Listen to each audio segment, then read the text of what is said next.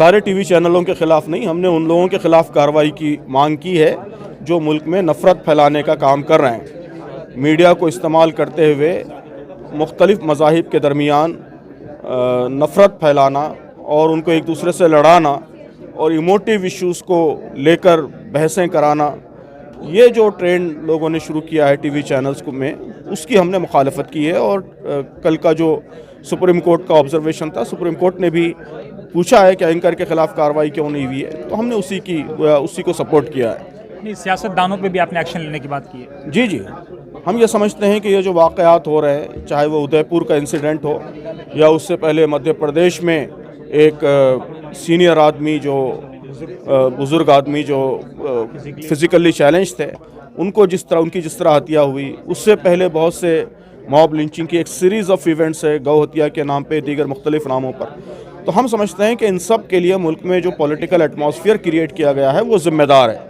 बहुत सी political parties ये समझती हैं कि जब तक यहाँ मज़हब के नाम पर लोगों को लड़ाया नहीं जाएगा और इमोटिव रिलीजियस इश्यूज़ को रेज़ नहीं किया जाएगा, उस वक्त तक वो इलेक्शन जीत ही नहीं सकते। तो ऐसा एटमॉस्फेयर बना दिया गया है कि politics is revolving around hate propaganda and communal polarisation. तो हम समझते हैं कि ये जो सूरत हाल है, ये बहुत ही डेंजरस सूरत हाल है।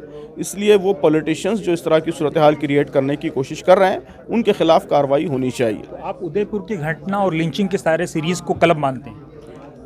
बिल्कुल, ये एक ही ठीक है, उसकी नौइयत में थोड़ा बहुत फ़र्क हो सकता है, लेकिन असलन ये एक ही सिलसिले का हिस्सा है। और इन सब के लिए जो नफ़रत और हेट का माहौल मुल्क में पैदा किया जा रहा है, वो ज़िम्मेदार है।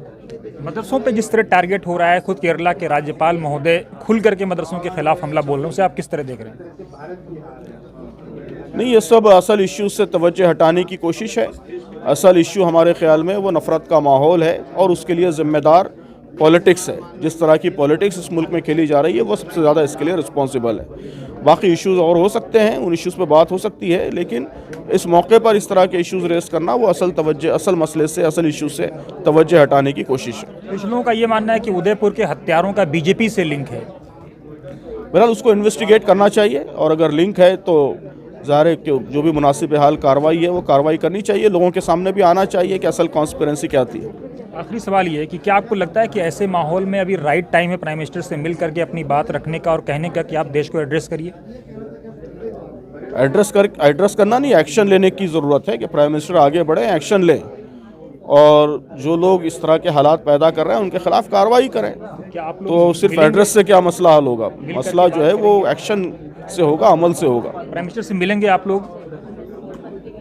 मिलने के लिए तो इससे पहले भी हमने खतूत लिखे हैं, अगर मौका होगा तो ज़रूर मिलेंगे और बात तो उन तक पहुंचाई जा ही रही है। खतूत का कोई रिस्पांस नहीं है?